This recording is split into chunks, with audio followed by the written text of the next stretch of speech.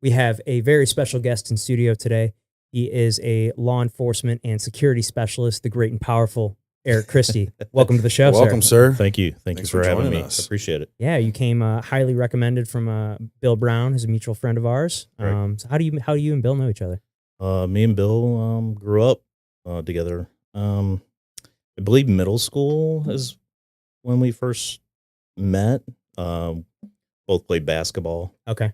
So, I listened to his podcast with you guys, and he was talking about the dunking. Yeah. Yeah, so we'd be in the gym. I've never seen it, so can you confirm? I can confirm. Okay. Yeah, he can dunk. So, but we used to, just work on our calves in the gym. Yeah. So you can dunk first and stuff. But, yeah, it was good times. But most of the time, we'd be like alley-ooping to ourselves. Oh, yeah. And then, just Did you dunk too?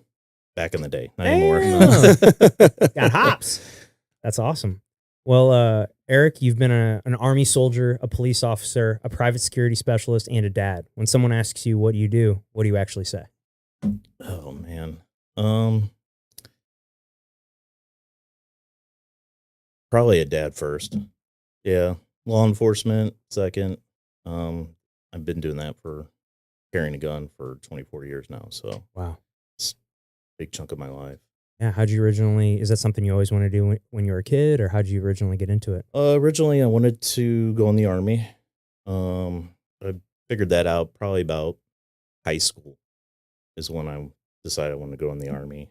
I wanted to go airborne ranger, jump out of airplanes, do all that fun stuff. Just went in 99, got airborne in my contract. Unfortunately, stuff happens. Hurt my ankle from a previous injury when I was in high school. Got medically discharged. So. Damn. So is this before 9/11? Yeah, before. Wow. Yeah. Damn. It must have been hard, coming home and then seeing that happen, and then kind of wish. I was, it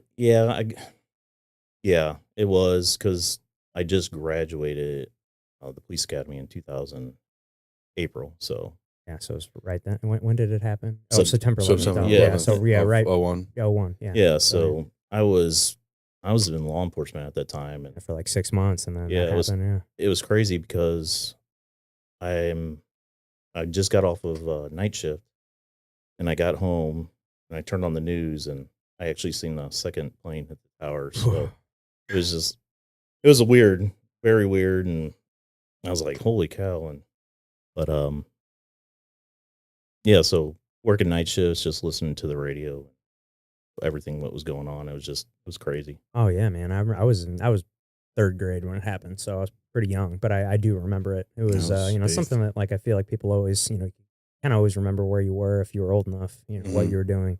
I remember we all went home from school early that day, and then I just have this vague memory of just my dad and my grandpa just staring at the TV, and I kind of knew what was going on a little bit, but I didn't understand the magnitude of it. Yeah.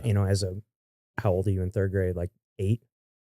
Yeah, 8 or 9. 8 or 9, Yeah. So it's but looking at it now, it's just crazy. I think I was 22.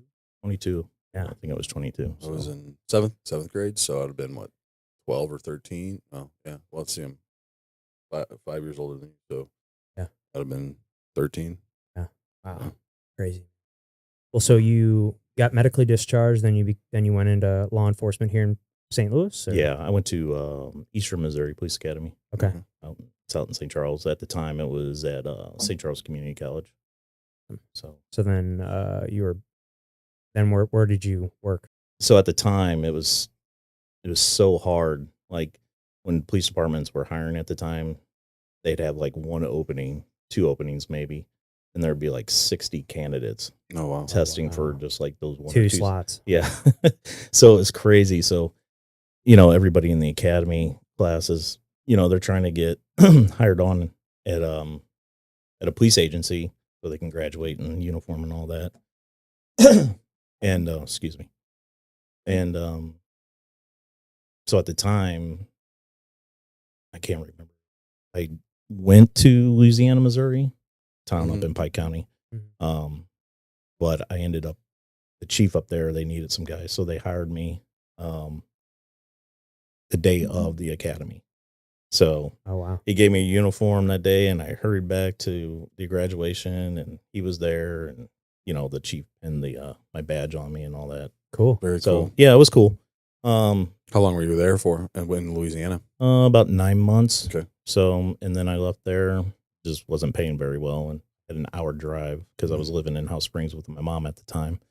And so I left there, and then was out of law enforcement for a short time.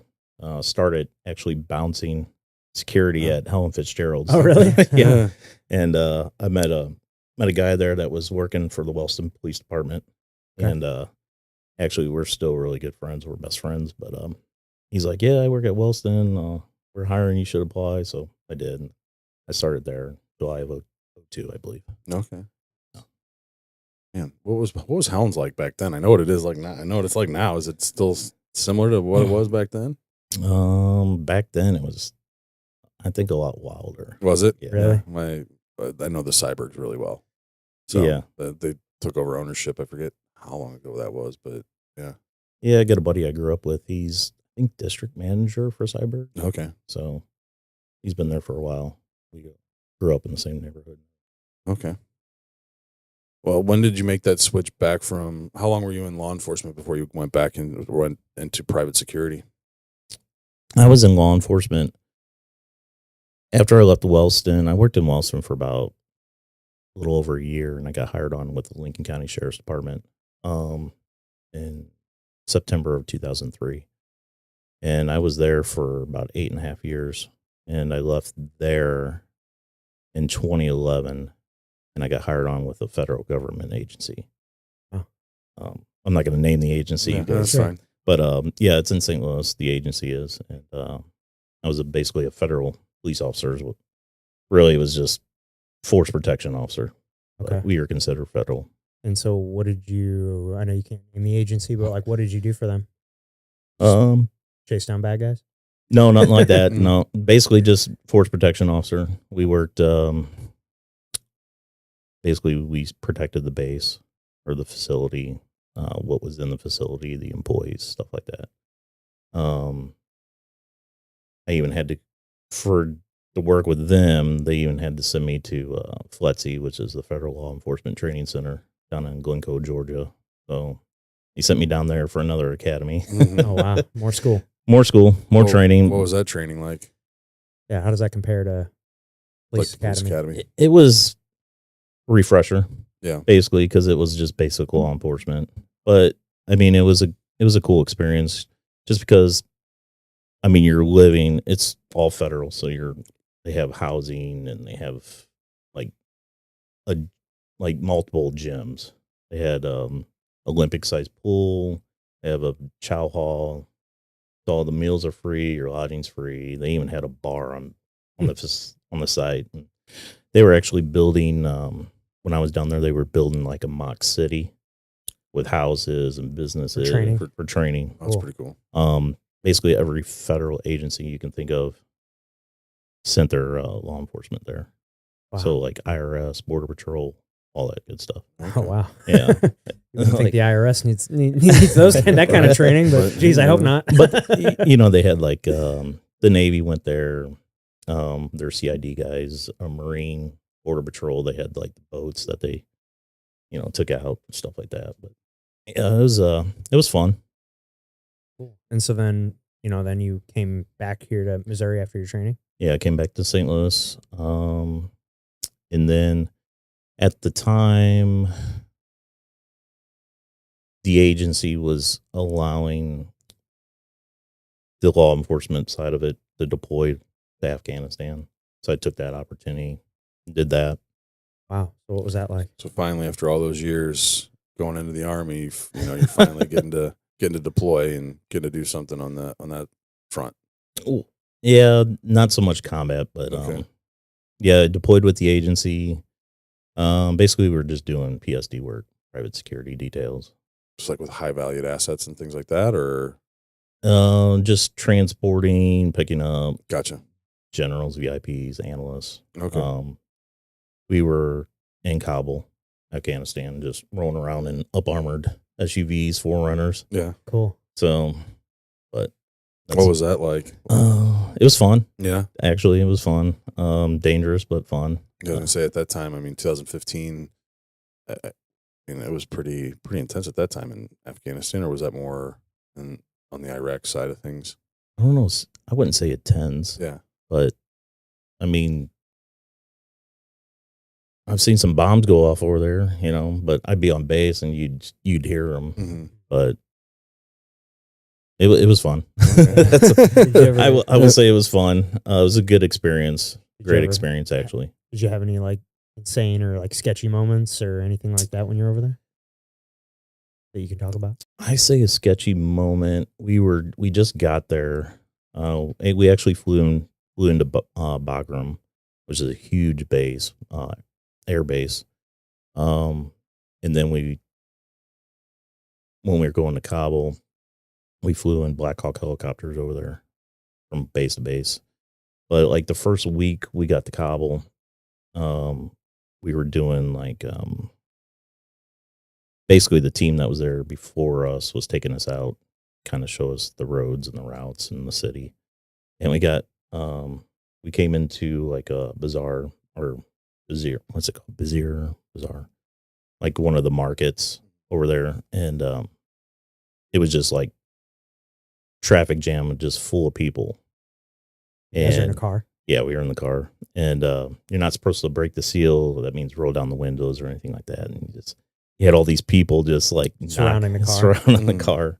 It was like very intense, stressful moment, but anything can happen at that point. But sure. We made it through, and that's nothing like no one no did anything. No, it was good. But that's always good. It was interesting, but I think we were given a tour too of base commander and his top NCO. So wow. It was pretty wild, but it was a good experience. And your oldest was born at this time, correct? My oldest was born in 2007. Okay. Yeah. So what was that like, having to go over there and be away from the family and him and your son, right? Oldest is your son? No, my daughter. Daughter. Yeah. It was tough because I believe she was in kindergarten at the time. So I know when I got back, she would tell me,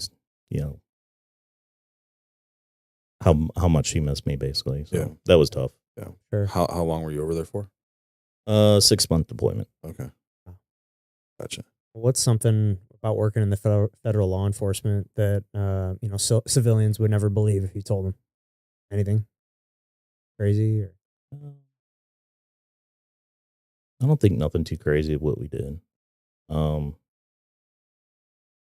Like I said, it was more just force protection officer. We worked a post, basically gate duty, basically making sure, checking badges. Nothing exciting. The only thing, we did patrols and stuff like that, but nothing too exciting.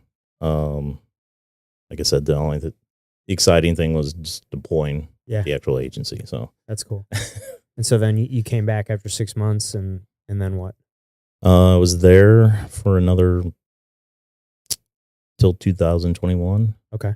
So and then you went back to law enforcement. Went back into law enforcement. Is that when you got into like the SWAT? No, I was in SWAT and the Lincoln County Sheriff's Department. Okay. So I did that. Did you have any crazy experiences with running with SWAT in Lincoln County? Oh yeah. Yeah. Oh yeah. Oh yeah. What's the wildest adrenaline dump you ever had there? There's a lot. I will tell you one. So we were doing a joint operation with the Maryland Heights. Maryland Heights PD at the time had a SWAT team. I don't think they call it a SWAT team anymore. But they were doing a search warrant for a big warehouse out in Lincoln County. And they were doing the search warrant for, I believe, the FBI. I know prior, I would say 3 to 4 years prior, maybe 5, the ATF hit the same location because this guy had a bunch of guns and illegal guns and stuff like that. He had this huge vault in this warehouse. But so Maryland Heights called us up to do this joint raid, and huge like warehouse. And so basically they had this loft in this warehouse, and that's where Maryland Heights was going to do their operation. And basically we were securing the whole warehouse for them. And as soon as we like open up this warehouse door, like there were so many dogs, and just, I don't know, can we cuss on Yeah, there? totally, for yeah, sure. so- But you could just smell the dog shit. Oh my gosh. Like, so, you know, these like dogs that they had for like dog fighting, or were they just like they just had dogs? Yeah, like, they there had was, like, dog kennels there. Oh, so it was but- like a breeding thing, maybe? Or? Yeah, possibility, but there was probably over 100 dogs. Can you speak to what it was that you guys were going in on the raid for? Like I said, we were just kind of their backup, Gotcha. just securing the rest of the warehouse while Maryland Heights Did their thing up with the loft. so when you say it was a loft, are they like going in through like a window, or are they like No, they were going through the same door we were, okay, but they were just going up straight to the yeah, loft? Got yeah. it. Okay. As- I'm picturing them like swinging through, kicking through the windows like as far as I can remember, yeah, they went through the door with us, Get but dropped down on a Yeah, helicopter, yeah. rappel down. Rappel down. That's what I'm picturing, but I just want to make sure. I wish it was that crazy. But yeah, we flashbanged this warehouse because we didn't know. Hey, you don't know what's inside. We didn't know the layout really. But these dogs just scattered, and you can just smell the dog shit, and it's completely dark. So You're like just assuming no one's there. It's, Yeah. lights are on, right? but it's just like, you know, moving through this big warehouse, and you're just like stepping in all the shit. So basically every room every door that we basically flashbanged. And then towards the end there was this bathroom. I didn't know it was a bathroom at the time. Popped the door, threw the flashbang in, and it was just this bathroom, just like probably 50 dogs in there. Oh my gosh. And they come running out after we flashbang this bathroom. But Yeah, I mean, you didn't know what was in there. yeah, so afterwards we were all hanging out, just shooting the shit with Maryland Heights, and they were like, man, we just kept hearing all these flashbangs, and you guys were having all this fun while we were doing this boring shit. But yeah, it was a good time. So there's no one in the warehouse. There was nobody people? there. Oh Nobody. wow, Just dogs. just dogs. Dogs and shit. That's crazy. I How many wonder- dogs would you think were in there? Oh man, I would say probably about 150 to 200 dogs. Holy shit. What? But it could have been less. but Yeah. Yeah, It You just know, seemed like a lot. It seemed like a lot. yeah. It's like what are they doing with all those dogs in there? Right? I don't It's know. just cleaning the dog shit off our boots Yeah. afterwards. Yeah, it's It's just crazy, that, but like, walking through and cleaning, just yeah. puking. but Gross. yeah, I got to get a buddy who's actually a lieutenant with the Maryland Heights PD, and when he first got hired on with them, and he got on their SWAT team, he's like, they still talk about that raid. Really? Yeah, so it was good. And we had another one where we were hitting a meth dealer or a meth cook, a trailer, and basically when we hit this trailer, it's called rake and breaks, basically, where you rake and break the windows out with like metal bars or whatever, Mhm. and basically that's to port them, put a gun up in the window. So we rake and break this whole trailer, all the windows, like basically the sheriff's like, just rake and break them all, basically. Mm. But yeah, we got the meth dealer out of that. So that was another fun one because the sheriff's like, well, we're gonna have to board up all these windows now, and that was a fun one too. Yeah. So was the guy was cooking meth in there, obviously, or He wasn't cooking meth at the time. just selling it?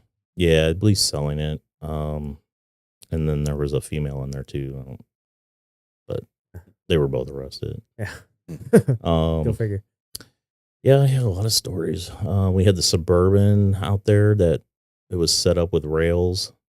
So we had rails where we'd ride down the street Okay. on the side of Suburban. Oh, wow. Yeah, we did that. Crazy. SWAT school with out there. And, What was that like? Training like that compared to the standard police academy. oh, it was fun. Yeah. SWAT school was fun. It was a week long. Yeah.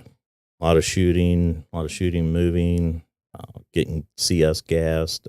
They did like mock call outs, stuff like that. And so, wow, it's crazy. Any like hand-to-hand combat or anything like that they teach you there? What's that training like? so the first the police academy, they did like PPCT. What's that stand for? I can't even remember now, but it was somewhat, pressure points, different holds, I believe. I don't remember anymore. And then FLETC, we had what was that ORT? Say ORT, I can't remember, but we had an instructor, and that's when we kind of got into more like ground defensive tactics. Actually, my instructor Divine, he was a jiu-jitsu guy, black belt. He actually, I'm wanting to say, and I can't remember, but he's like one of the first Americans to live with the Gracies. Oh, cool. Down in Brazil. Don't quote me on that. It's been a long time since I've been there, but dude, black belts in jiu-jitsu used to be like unicorns, man. Yeah. Especially, even when I started, 7 years ago, like there was probably less than 10. I could be wrong on this, but I bet at the time there was probably less than 10 black belts in St. Louis. Yeah. So like if you saw a black belt, it was like, whoa, that's a special person there, but now, they're a lot more common now as jiu-jitsu's gotten a lot more popular over the last decade. And you're seeing more and more gyms pop up. Yeah. Some trainings. Yeah. So I believe the story he lived with them and got his black belt. You could probably find him on YouTube. There's a couple videos out there, but it was crazy because, you look at like a jiu-jitsu black belt and they're like muscular, and now this guy looked dad bod, a big old gut, and sure. But he had the cauliflower ear, and we're like, oh fuck, beyond. But yeah, he was a great instructor, and then I got into jiu-jitsu for a while, and some of the stuff that he taught, just like defensive stuff. Yeah. When you're on your back, I'd use that. Yeah. So whenever you're, especially hand-to-hand combat situations, I feel like it's so useful for police officers. The wrist locks and all that. Yeah. Just be able to control someone and get used to, being able to move someone around, and know where their weight is and where your weight is, and have that ability to kind of control a human body. Like that's a big, I can imagine a big, great tool to have as a police officer. I always like the wrist locks. Yeah. Oh yeah. Yeah. We have a bell at our gym actually. So, when you get wrist locked in jiu-jitsu, it's kind of like a fuck you, it's like you kind of wrist lock someone. It's I'm never happy about getting wrist locked. You can get me in anything else, but you get me in a wrist lock, it's like like fuck, shit. God damn it. Yeah. At our gym, our coach hung up he has a bell. And if you get wrist locked, and it says right above the bell, it says the devil's handshake. And and so if you get wrist locked, you gotta go up and ring the bell. And is that what you were going for the last time you grappled? You trying to make me go ring the bell? Yeah. Asshole. So if you get wrist locked, you gotta go up and ring the bell, and everybody's like, hey, it's like That's it's cool, just like a funny thing, the devil's handshake. Yeah. So like at the end of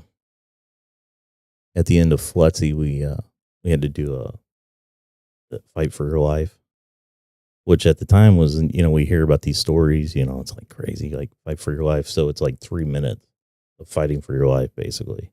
So they take you one of the mat rooms, so it's blacked out, and they got these red and blue lights going and stuff, and they take you through basically like you're punching a bag just to get you worked up and your heart rate up and basically getting tired, basically. Yeah. And then you go through after you. you go through this line of just hitting the bags, kicking the bags, doing whatever, burpees, push-ups. And then towards the end, you just, you do tactical fall back on your back, right? Uh-huh. And then bam. Someone covers you. An instructor's right on you. Yeah. And he's going for your weapon, and you're doing everything you can, trying to, basically all the techniques that you learn, you're trying to use that. But so at the end, it was crazy because there's like, where's the oxygen at? Yeah. Oh yeah. But it, it's good training because it teaches you, like, when you're out on the street, that for that 3 minutes you can sustain, you can fight for your life, basically. Yeah, I mean, when you hear 3 minutes, you think that that's not very long, but like, dude, 3 When you're in a minutes fight- is a long time. Yeah. Like, 3 minutes is for when you're fighting for your life is a very long time. Yeah. And the instructors, I mean, they're all in shape. They're all just ripped, and And they're trained. This is all they're doing too every day. So it was like crazy, but That'd be a fun job. Yeah. yeah. So, but we actually did 2 of them Oh, wow. the day before because our instructor had something going on. So this one instructor's like, "Oh, we're gonna do a miniature fight for life, and just so you guys are kind Ready of for tomorrow. or yeah, whatever. yeah." We're like, "Okay, cool." No, we did more than 3 minutes. I had the instructor on me for I felt like an eternity. Yeah. And it's just like, I got to the point, I was like, I can't do this no more. I was like, and they finally let you like pretty much, get up and get your gun and draw down on them, handcuff them, all that. But it was good training. I think every law enforcement officer in the academy should do that type of Yeah. fight for life. And I think it should be, I mean, I'm not a police officer, but I think the training should be like a pretty regular thing. You should be doing training sessions like that somewhat regularly just so you stay sharp, because it's like how often are, at least the other police officers we've talked to in here, they doesn't sound like the training is that frequent. No, it's not. It's I mean, you almost you're kind of on your own, so, on your own, basically. Yeah. Yeah. So I know a lot of friends of mine are in law enforcement. They're doing jujitsu and stuff. yeah, I mean, So. but I'm sure there's a lot out there that aren't, Right. and they're not, working out and staying in shape, and, and it's like, there's times where I'm sure that being in shape could make the difference between, a situation going really well or a situation not going so well. Yeah. Well, yeah, exactly. I mean, just the cardio itself too. Oh yeah, just having that gas tank, Yeah. having that ability to. Because you can't train for that unless you're actually doing it. Like you can go and run, you can do all that stuff and work out, but like there's nothing that you can't get in shape to go do jujitsu. You get in shape during doing jujitsu, Right. And so I just think there would be not just learning to protect yourself, but also, like you said, the gas tank that comes with it.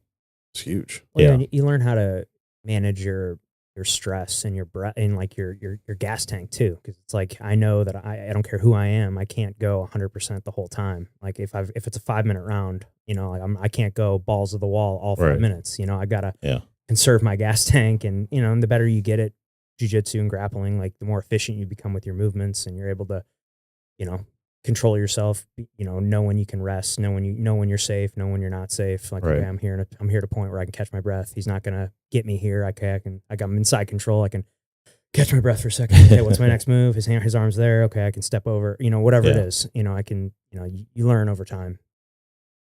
Yeah, I would say about Fletzy too is when we're doing the on mat stuff, the training, we're in like gutter duty gear and or holster, so you're doing all that in the What's gear. gutter duty? Is that what's gutter duty?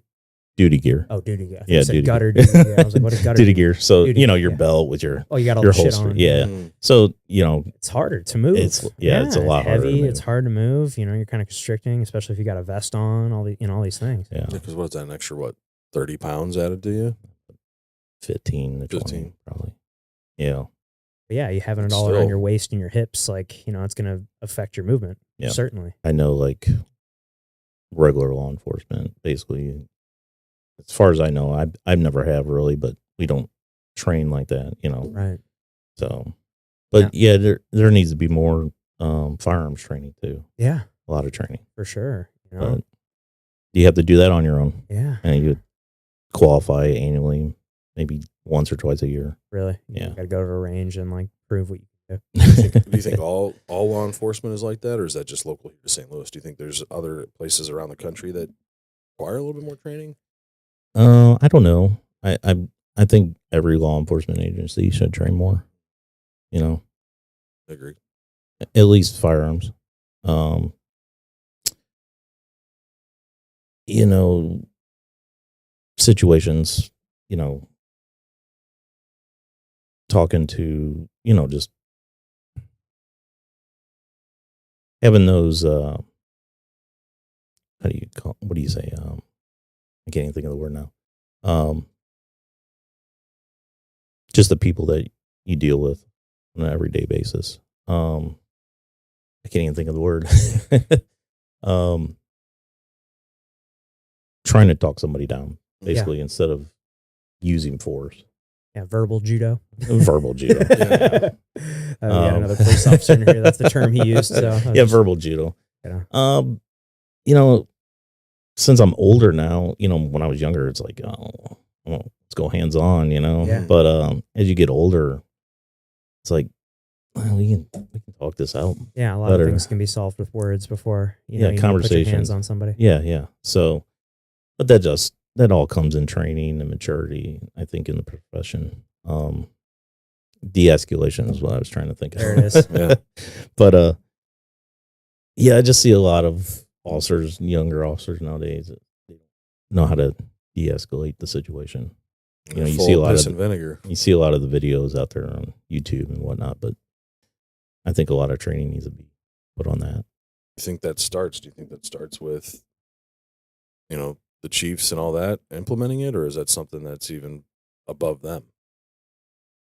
I think it starts in the academy. Yeah. More de-escalation scenarios, you know. Yeah. And then I don't know. It's been so long, so I don't know how much time they spend on that. But because the academy is what, 3 months? It's my 14. It was 6 months for me, the first academy, and that was full time. Mm-hmm. So that was like Monday through Friday. And then FLETC was 14 weeks. Okay. What does FLETC stand for? Federal Law Enforcement Training Center. Got it. This doesn't seem like a lot of time to go through all that. And then here you go, you're ready to go. Yeah, the 6 months, the first academy, I want to say that was a little over 1,000 hours. Okay. Of training, and I don't know what FLETC was, but so you know, you've played warrior roles, you know, your whole life: Army, cop, security, hockey. What does the warrior mean to you now? I don't know about that one. That's a tough question. Yeah, we talk. We like to throw some tough ones at you. You know. Well, how about what do you think society gets wrong about masculinity, and what's your definition of like healthy manhood? I think healthy manhood is being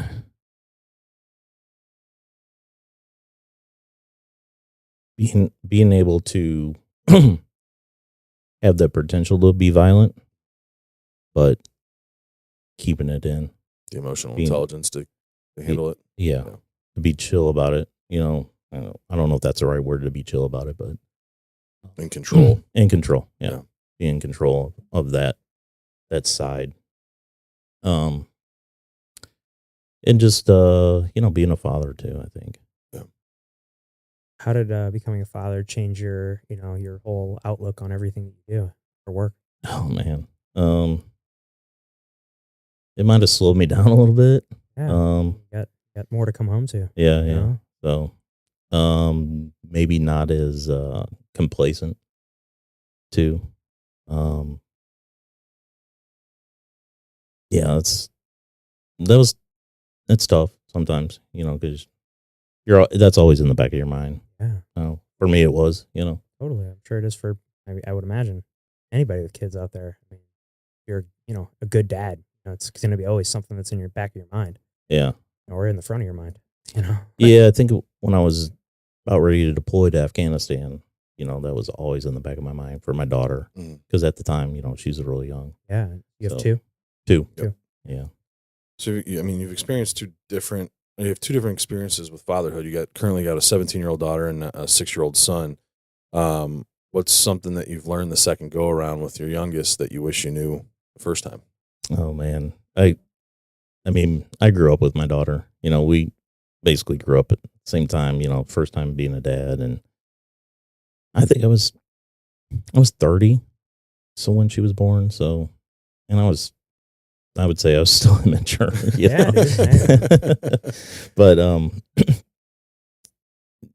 just more patience.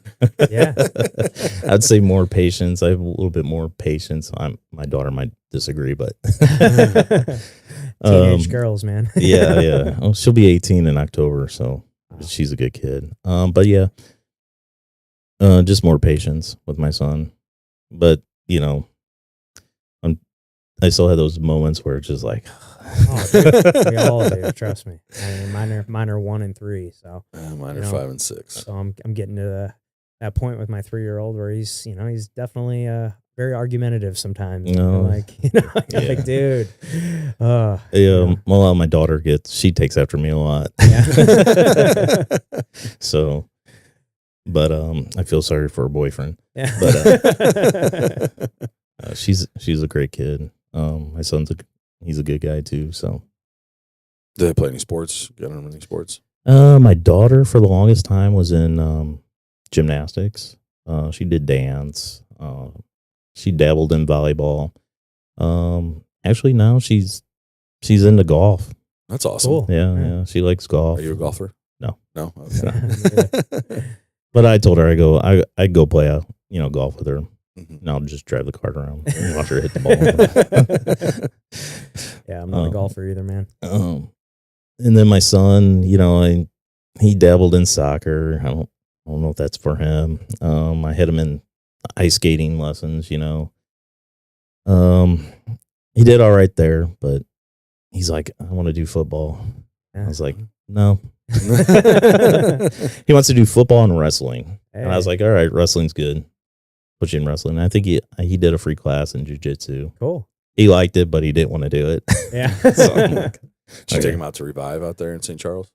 No. Okay.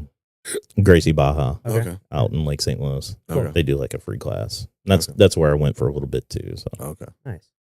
Yeah. So you said he tried wrestling or not yet? Not yet. No. So we'll get him into wrestling and see how he likes that. First time he gets dropped on his neck. I don't know. Yeah, I want to get my boys into wrestling as well. That's what I did when I was in high school, and that was my sport until I got into jiu-jitsu, and then I liked jiu-jitsu better than wrestling. But I think wrestling is a great base. I think it's a great thing to get kids into. At least I know it changed me when I started it. Yeah, like I remember it definitely kind of changed my mentality on everything. It really taught me like the value of hard work, and like it was the first sport I ever did that like I genuinely cared about getting better at, and like I saw some success, and like you start seeing success in something, you start pursuing it a lot more, and it made me realize that you can actually get good at things if you actually try. Right. And if you don't try, you're just gonna keep getting your ass kicked. Yeah. So I tried wrestling and I got dropped on my neck, and I think that was it for me. Yeah, my brother had a similar situation. He wrestled, I think it was his second year. He just some big guy landed on him funny and just snapped his arm, and that was it for him. Yeah. No, I never got into wrestling. I just hockey, football, baseball, and then Zach convinced me to get into jiu-jitsu, which has been a lot of fun. I've really enjoyed getting into that. So yeah, I got into it. At the time I was separated from my ex-wife, so I was kind of going through that, and I was like, well, I'm going to try jiu-jitsu. I always wanted to try it, and I got into it and loved it. Actually, it was mentally for me at the time was great, and then the physical part, the cardio and stuff. And unfortunately, one day I popped out a rib. Ooh. Yep. And I'm like, okay, well that sucked. So it healed for about a month. Yeah. And then the first day I went back, I popped out the other side. And I was like, I don't think I want to try this again. And then my buddy Matt was like, he played hockey, and I did a little pond hockey when I was a kid, nothing recreational. So he's like, oh, why don't you come out and play some hockey, blah, blah, blah. And I was like, all right, well, guess I'm not going to do jiu-jitsu anymore. I might as well just get into hockey, something less dangerous. Yeah. Well, that's my routine. September through March is hockey season. April through August is jiu-jitsu time. Yeah, so he got me into hockey, and every day I was going to like public skate or stick and puck and just working on skating and stuff. And so now I'm playing hockey. So that's cool. Been doing it for, I guess, 4 years now. That's a hell of a workout too. Yeah. I don't think people realize. Yes. Yeah, that's there's crazy. muscle. You're using muscles that you didn't even know you had. Yeah. And getting back on the ice after taking the summer off is always interesting. First couple months, it's like, oh shit, there's my back. That's right. Yeah. How about that muscle group? Yeah, I play year round, so okay. I try to play at least twice a week. Yeah. Just because you take a week off and it's just like, oh man. Yeah. Dying out on the ice, just breathing. Yeah. Yeah. Well, it's great. It's cool that you got into hockey as, at an older age too. Yeah. I feel like a lot of people I know that play hockey all the time, like it's like something they've been doing like their whole life, like Pat here, it's like they've been doing it, but I think it's really cool that you got into it, at an older age too, which is cool. Yeah. I'm not the greatest skater, but but you're out there, man. You're out there and you're, getting after it, getting a workout in. I mean, that's really what it's all about. Yeah, it's and the camaraderie. Oh yeah, like that's yeah. I feel like that's the best part about team sports and sports in general. I mean, even individual sports like jiu-jitsu, wrestling, and stuff. Like, there's always a team aspect to it. Like I mean, I'm on a team. But when I'm competing, you're also competing for your team. Like at least that's how it works in jiu-jitsu. So I just think that's one of the best parts, and I think that's something we need as men to like. We need camaraderie. We need people. We need communities to be around, and like. Yeah, driven individuals, like kind of all pursuing the same goal. I think there's something special about that. Yeah, jiu-jitsu is pretty tight knit community. Same with I think the St. Louis hockey. Oh, for sure, is pretty tight. And I think you got to have some close guy friends. Yeah, I mean, just to hang out with, shoot the shit, give each other shit, and just. I think that's good for the psyche for a male too. Because just men in general are just, they got so much weight on their shoulders in day-to-day life and families and work and everything else. Yeah, we need an escape, at least that's how I look at jiu-jitsu. It's kind of my, that's my hour a day where I can literally only focus on what's in front of me. Yeah. Because every other hour of the day I'm, preoccupied with work or my phone, work, which is my phone and my family and all the other things I have to do. So, it's kind of the one time a day where I'm only focused on that guy in front of me that's trying to choke me. Yeah. Yeah. That's how we use hockey. It's mental. Yeah. Same thing. Right. Mental therapy for me. You can't think about anything else when you're out there. Yeah. You're not thinking about bills or, what you got to do when you get home or whatever. You're just, I'm thinking about that puck and this guy in front of me. I got to get around him or do whatever, Yeah. Yeah. I mean, especially speaking of mental health, just coming off of Men's Mental Health Awareness Month in June, we spent a lot of time talking about that last month with the guests that we had. But we also had a guest on earlier this year, and we were just talking about, especially like with guys coming out of the military, and I kind of related it to baseball too, because you come out of the military, or you just spent your entire career playing baseball on a team, and you come out of that and it's gone. That's where most guys tend to fall into depression and things like that, because we don't have that support. No longer have that support group or those people around them. And it just speaks to the importance of, like you mentioned, having that group of people or that community that you can turn to. Yeah. I'm fortunate enough to have some very, very close guy friends that, I consider my brothers, different moms, but my brothers, For sure. So, I had two of them take me to Vegas on my divorce party. So thank you guys. But, that was a good time. And, I got my other brothers, but all my SWAT brothers, we still talk and we have hangouts every once in a while. And I think it's just good. It's really good. So. Divorce party. I never got one of those. It'll be 3 years this year. I need to throw a 3-year divorce party. Is that on me? Yeah, that's on you. Yeah. But I feel very fortunate and blessed to have the brothers I have. Yeah. Because they've helped me out more ways than I can ever thank them. Well, and I'm sure most of them are guys that you've literally gone to battle with and like been in the trenches with. Yeah, my SWAT brothers. Yeah. Going through doors with them, and having their back and them having my back. So so it's tight bond, and they're all trust. There's just a trust there that you have if you got somebody watching your back running through a door. So that's pretty cool. Yeah, that is cool. Now, you're not in SWAT anymore? Is that, or how does that work? No. Once I left Lincoln County. Okay, that's right. And then the federal agency, they stood up a full-time team. I think the second year I was there, was working there, and I was going to do that, but at the time I couldn't do it full-time. It was a full-time team.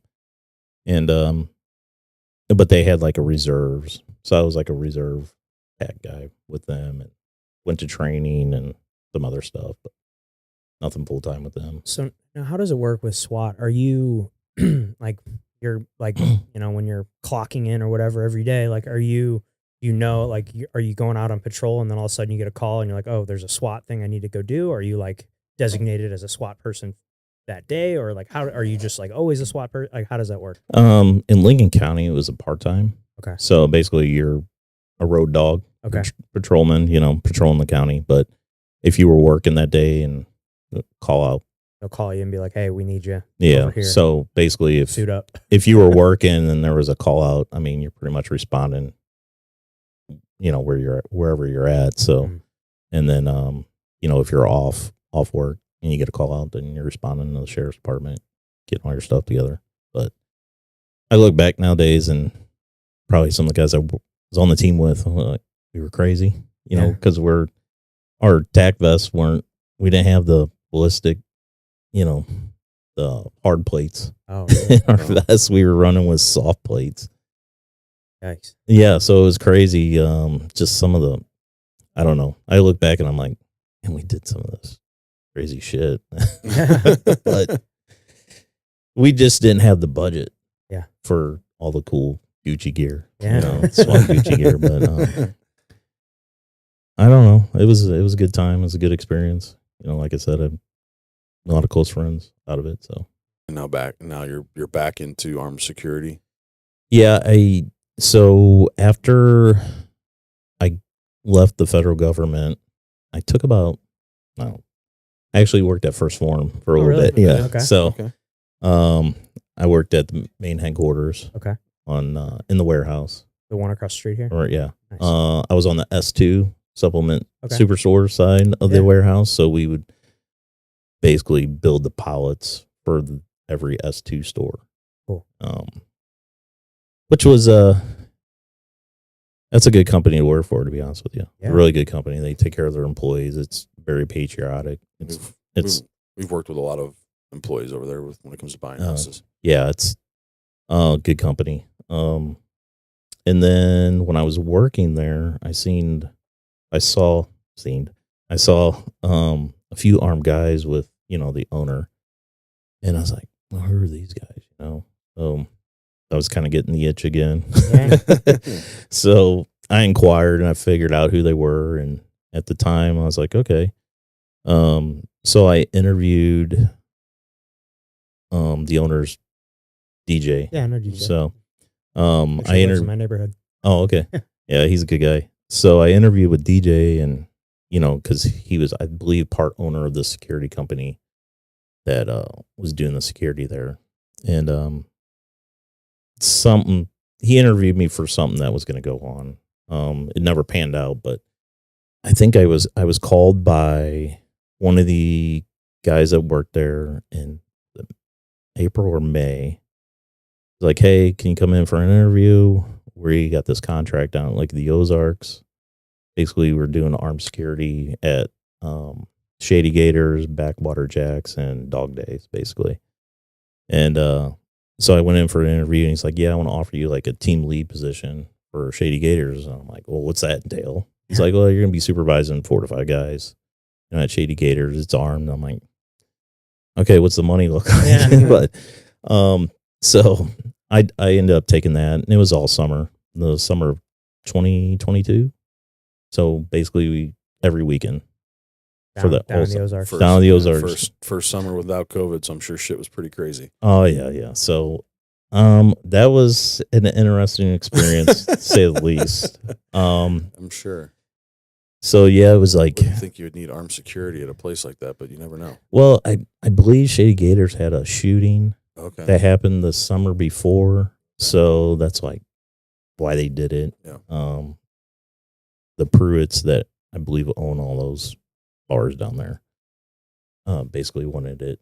I think that's the owner of Pruitts.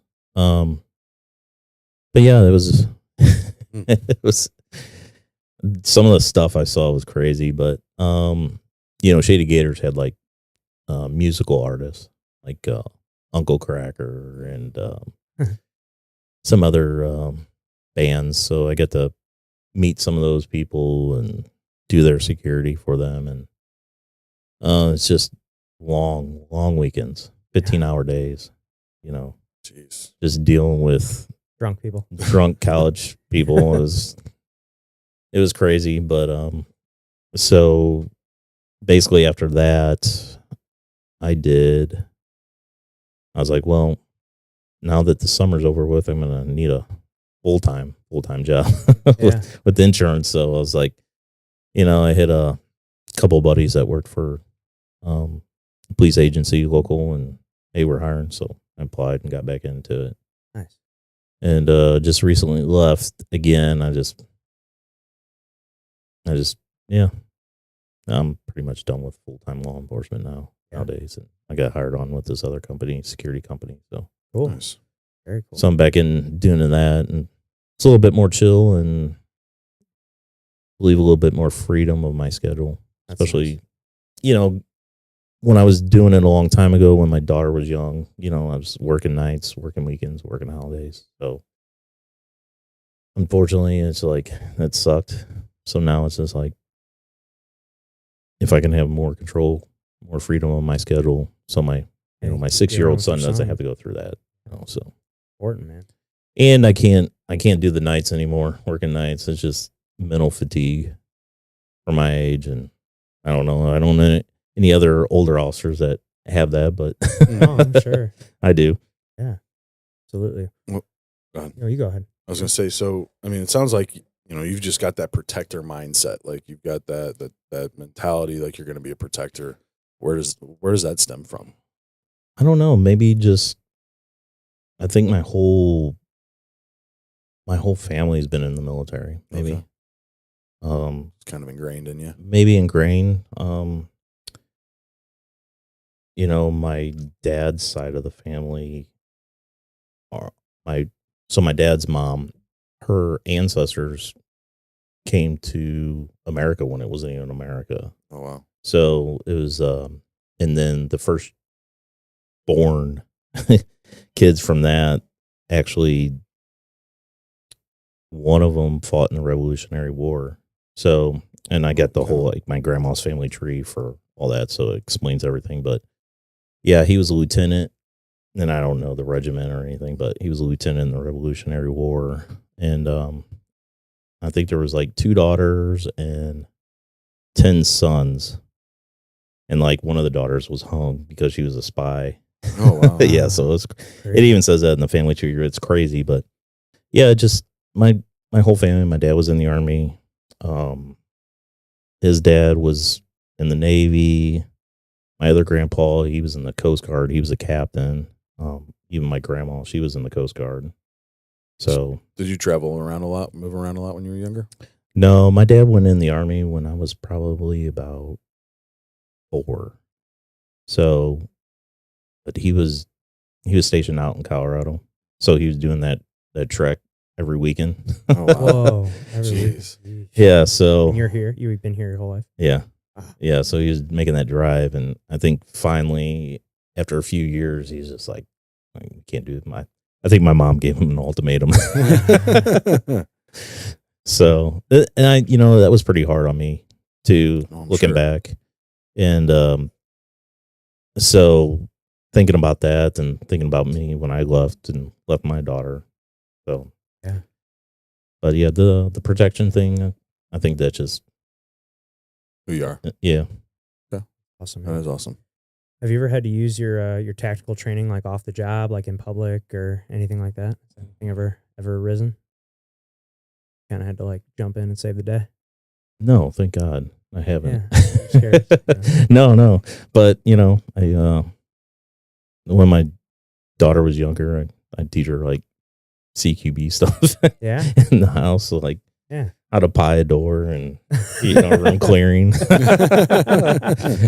I teach my son; he gets his Nerf guns out. Yeah, I'm sure you That's guys can fun. have some fun Nerf wars. Yeah, so Have Yeah. you seen those new water guns? Oh, dude, those things are wild looking. Yeah. They're like, Just, yeah, they're like they shoot like water bullets. Yeah. It's like they're not like a normal water gun. I think because I was looking at them one day, so Yeah. now it's every time I open up the Yeah. Instagram, it's all I see. Yeah, you know? yeah. It's like I feel like I need to get one for the kids, right. but or just more for me. Right. Yeah. No, I don't think I have that I can recall. But thank God. Yeah. Maybe because it's such ingrained into me about just being observant. Maybe I'm just Oh yeah. That's who you take are, myself man. out of those situations if I notice something. But I mean, that's the safest thing to do is get out of the situation for sure. Right. yeah, No reason to try and play hero when you don't need to. What's something that civilians can start doing right now that would make them safer in their daily lives? be aware of your surroundings. I would say, maybe take a defense course, jiu-jitsu or kickboxing. Just learn some type of protective skill, defensive skill. Yeah. I would say. Even in their own homes, a lot of house break-ins or forced entries, you see these videos of these people trying to basically, dress up like FedEx driver or something like that to get in somebody's house. Maybe just learning like defensive skills in your home too.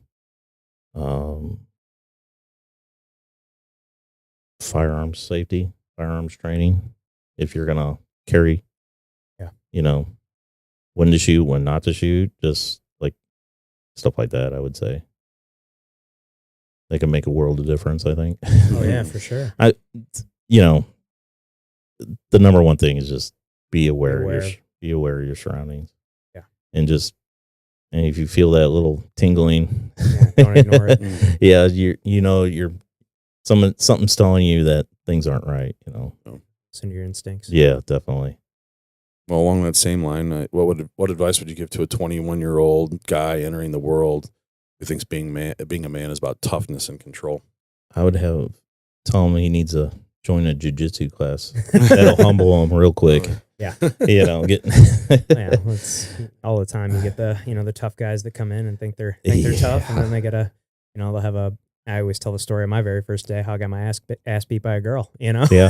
who's now a black belt, and she's been on the show, she's a friend of ours, and just a freak athlete, and whooped the shit out of me. And it really opened my eyes to I thought I was a tough guy. I lift weights, I wrestled in high school, and then I just get my ass kicked by her and many others. Yes. And you realize pretty quickly that how much you don't know. Yeah. I think just walking away. Yeah. Not being tough. Right. I think being tough is just walking away from the situation. Yeah. Having that discipline. Yeah, basically having that discipline just to walk away. Because nothing comes good of getting involved in anything. Trying to be tough, especially out on the street, because anything can happen. Yeah. I think it's a big ego thing. Like they just come out thinking their shit doesn't stink, and it's like, Right. no, it does. Like, put your ego in line. Get your ego in line.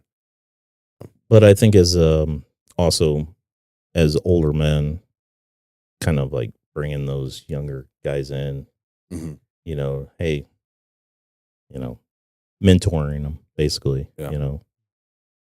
Basically not knocking them down a notch, just ribbing them.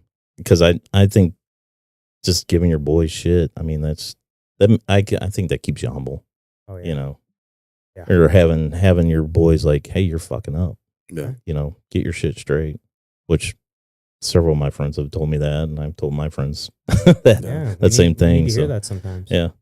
So Now, do you do that? Do you think you do that differently with your son than you did your daughter when growing up, when she was his age? On what aspect? In terms of like you're talking about getting on your kids and telling them they like not so much that they messed up, but like being a little bit tougher on them in terms of that sense. I think I'm the same on both of them. Okay. You know, I don't. My daughter might disagree, Okay. but Do you think she thinks you're probably tougher on her than you are your son? probably. Yeah. I know she brings it up still because whenever she talked back or messed up, I would make her do push-ups or pull-ups. I love it. Yeah, So I just started doing that with my son the other day. He can't do push-ups yet, but he can do squats. So I was like, all right, we're gonna do 20 squats. You know, he's getting it. You know, of course he heard me say the F word, and now he's like ripping it all the time, and now it's a new thing. Where, you know, Yeah. he just keeps saying. He first said, "Get me out of this fucking seat." We're like, "What did you just say?" And now that he realizes that it upsets us, he keeps doing it. And then we're like, "Okay, well, we'll put him in timeout." Or the other day, I made him do squats. And the one thing that we talked to the boys about, because they've been ripping them off too, but it's like, hey, those aren't bad words; they're adult words. Because we don't want them to think like, because eventually they're going to say it, and we don't want them to like think that they're in trouble for it. But like, hey. You guys aren't adults yet. You aren't allowed to use those words yet. One day when you become an adult, you can, but right now you guys aren't adults. Right. And so rephrasing it that way is kind of helped ease it. Because when you tell your kid you're doing something bad, what do they want to do? Keep doing it. Keep doing it. Yeah. Well, and I think part of the problem is, of course, when we first heard it, I couldn't stop laughing. You know, Yeah. You hear a 3-year-old in the back seat in his car seat, "Get me out of this fucking seat!" And you're like, "Oh my god, what the hell?" And they use it right. And you used it right. Like, I can't be that mad, but like, it's hilarious. But I gotta like act like I'm not laughing right now because it's like I don't want to make them think that this is like an acceptable phrase to say all the time. Right. Yeah. Well, my son, he says some of the damnedest things. I don't, but they do at the age. It's crazy. Oh, yeah. You know, he's so into like scary movies. He loves like zombies. That's his thing. That's his thing, zombies. But he's got like all these zombie games on his tablet, and he's always wanting to play zombies and like, go kill zombies with Nerf guns and stuff. Yeah. So if it ever comes down to that in this country, my son's gonna be an expert. Yeah, and I'm sure you got all the toys to take him down with. You know, he's got a lot of Nerf guns. I mean, your toys. Yeah. Oh man. Well, Eric, this has been awesome having you in here, man. Is there anything you want to say or ask us before we get you out of here? No, I just appreciate the opportunity to come on the show, and great meeting you guys. And it was great meeting you too. Thanks for coming on the chat. Hopefully, I was interesting enough. Yeah, absolutely. Well, before we get you out of here, we always in the show playing a little game. We call it the Tombstone game. You realize, Eric, what does it say on your tombstone? Oh boy.